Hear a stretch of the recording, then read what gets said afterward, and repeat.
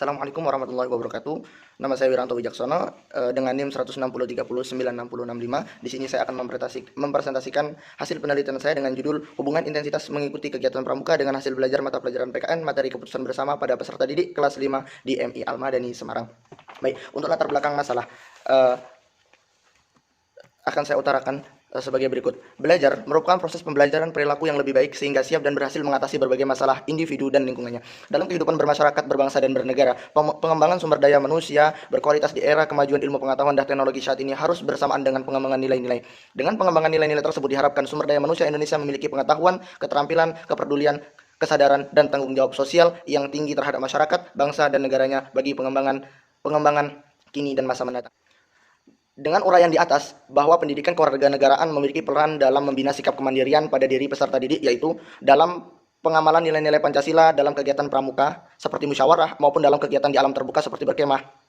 Kemandirian sendiri merupakan pola pikir dan siap lahir dari semangat yang tinggi dalam memandang diri sendiri. Dengan demikian, melalui gerakan pramuka, peserta didik mengalami proses pendidikan yang sangat strategis dan efektif. Salah satunya dalam mengambil keputusan bersama yang berkaitan dalam pendidikan kewarganegaraan. Nah, kegiatan belajar mengajar materi keputusan bersama pada mata pelajaran PKN di MI Al-Madani Semarang, guru hanya memberikan penjelasan secara teoritis tanpa memberikan contoh pengaplikasian dalam kehidupan sehari-hari.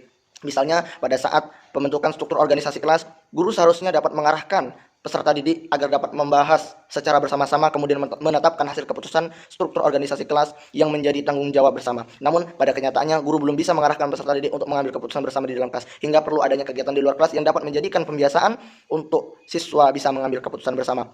Nah, salah satu kegiatan ekstrakurikuler yang ada di MI Al-Madani yaitu kegiatan pramuka. Kegiatan pramuka ini sudah dapat mengaplikasikan materi keputusan bersama dalam berbagai kegiatan yang ada di pramuka. Salah satunya pada saat peserta didik melakukan pembagian regu perkemahan. Peserta didik membahas bersama, kemudian menetapkan regu perkemahan berdasarkan keputusan yang telah disepakati. Nah, berdasarkan latar belakang yang telah saya uraikan tadi, maka saya merumuskan masalah sebagai berikut. Apakah ada hubungan kegiatan pramuka dengan hasil belajar mata pelajaran PKN materi keputusan bersama pada peserta didik di kelas 5 di MI Al-Madani Semarang?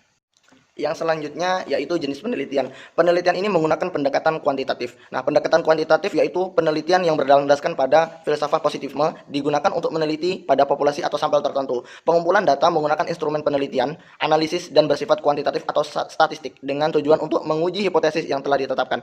Nah, penelitian ini menggunakan pendekatan kuantitatif dengan jenis korelasi, yaitu penelitian yang dilakukan untuk mencari hubungan dua variabel atau lebih. Dalam penelitian ini, untuk membuktikan hipotesis peneliti, yaitu hubungan intensitas kegiatan pramuka dengan hasil belajar mata pelajaran PKN, materi keputusan bersama pada peserta didik kelas 5 di MI Al-Madani Semarang. Tempat dan waktu penelitian. Tempat penelitian saya lakukan di MI Al-Madani Semarang, di mana saya lakukan pada siswa kelas 5. Nah, waktu penelitian saya laksanakan pada tanggal 13 April 2020 sampai dengan 27 April 2020. Ini hanya 2 minggu karena efek virus corona, jadi penelitian saya harus dilakukan secara daring. Kemudian populasi dan sampel. Populasi ini adalah wilayah generalisasi yang terdiri atas objek atau subobjek yang mempunyai kualitas dan karakteristik tertentu yang ditetapkan oleh peneliti.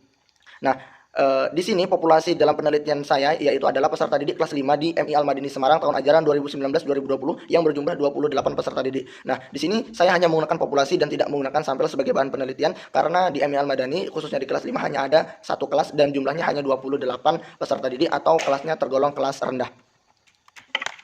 Kemudian ada variabel dan indikator penelitian. Variabel adalah objek penelitian atau apa yang menjadi fokus penelitian dalam suatu penelitian. Penelitian ini menggunakan dua variabel, yaitu variabel intensitas mengikuti kegiatan ekstrakurikuler pramuka sebagai variabel X, ya, atau variabel pengaruh atau variabel bebas, dan hasil belajar peserta didik pada mata pelajaran PKN materi keputusan bersama kelas 5 sebagai variabel Y atau variabel terikat. Secara terperinci, variabel X memiliki 3 indikator, yaitu frekuensi kehadiran, mengerti dan paham akan materi pramuka, dan adanya motivasi untuk mengikuti kegiatan ekstrakurikuler pramuka. Sedangkan variabel Y atau variabel terikatnya itu mempunyai 3 indikator juga, yaitu memahami bentuk-bentuk keputusan bersama, memahami cara mengambil keputusan bersama, dan menunjukkan sikap bertanggung jawab terhadap hasil keputusan bersama.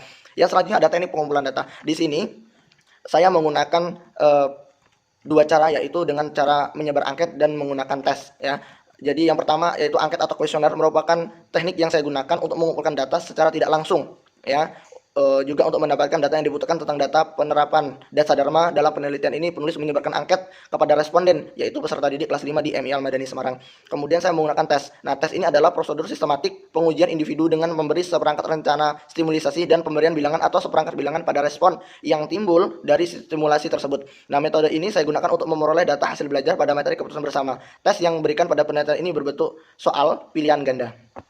Baik, yang selanjutnya ada deskripsi data. Nah, deskripsi data penelitian ini digunakan untuk menjelaskan hasil data kuantitatif dari instrumen yang telah diberikan berupa angket intensitas mengikuti kegiatan belajar pramuka dan juga tes hasil belajar peserta didik pada mata pelajaran PKN materi keputusan bersama pada peserta didik kelas 5 di MI Al-Madani Semarang tahun pelajaran 2019-2020. Penelitian ini menggunakan variabel X sebagai variabel bebas, yaitu variabel intensitas mengikuti kegiatan pramuka, dan variabel Y sebagai variabel terikat pada peserta didik kelas 5 di MI Al-Madani Semarang tahun ajaran 2019-2020. Hasil dari penelitian untuk variabel X, ya, data hasil angkat intensitas mengikuti kegiatan pramuka di kelas 5 menunjukkan, ya, bahwasanya skor dari data angkat diperoleh dengan data skor tertinggi 80 dengan nilai terendahnya yaitu 41. Nah, penilaian ini menggunakan skala 4, yaitu selalu, sering, kadang-kadang, dan tidak pernah. Yang selanjutnya deskripsi data variabel Y. Nah, di variabel Y dapat diperoleh data hasil belajar PKN.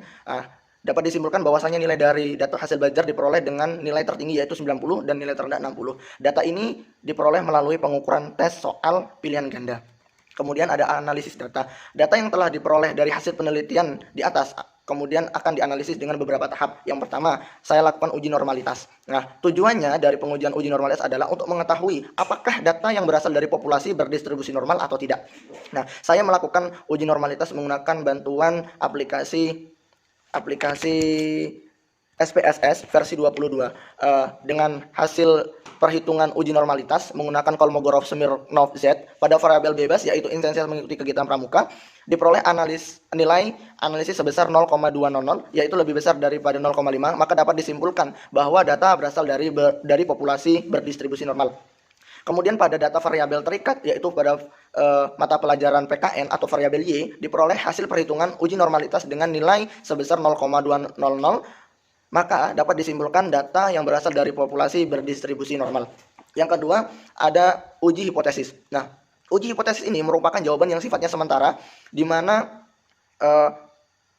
bersifat sementara sampai peneliti menemukan bukti melalui data yang terkumpul. Adapun hipotesis yang peneliti ajukan dalam skripsi ini adalah terdapat hubungan yang signifikan antara intensitas mengikuti kegiatan pramuka dengan hasil belajar peserta didik pada mata pelajaran PKN materi keputusan bersama pada peserta didik kelas 5 di MI Al-Madani Semarang. Sebelum menguji hipotesis, peneliti melakukan pengujian hubungan korelasi menggunakan analisis korelasi produk momen dan menghasilkan output sebagai berikut. Nah, dari perhitungan saya mendapatkan bahwa R sama dengan 0,054 dengan nilai signifikasi pada P yaitu 0,01. Hasil analisis data terdapat hubungan korelasi positif antara intensitas mengikuti kegiatan pramuka dengan hasil belajar PKN sehingga HO ditolak dan HA diterima. Jadi ada hubungan antara intensitas mengikuti kegiatan pramuka dengan hasil belajar mata pelajaran PKN materi keputusan bersama pada peserta didik kelas 5 di MI Al-Madani Semarang.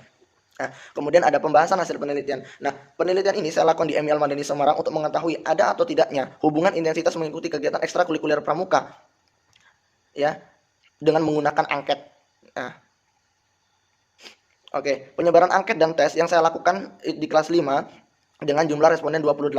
Uji normalitas sebagai syarat uji korelasi antara kegiatan pramuka terdapat hasil belajar mata pelajaran PKN lebih dahulu harus dinormalisasikan menggunakan uji Lilliefors. Baik, yang terakhir ada kesimpulan. Nah, setelah peneliti mengadakan penelitian dengan menganalisis data yang diperoleh dalam rangka membahas skripsi yang berjudul hubungan intensitas mengikuti kegiatan pramuka dengan hasil belajar pada mata pelajaran PKN materi keputusan bersama pada siswa kelas 5 di MI Al-Madani Semarang tahun ajaran 2019-2020, maka secara garis besar dapat disimpulkan bahwasanya dengan melihat analisis hasil perhitungan, analisis uji hipotesis variabel X dan variabel Y pada taraf signifikasi 5% atau 1%.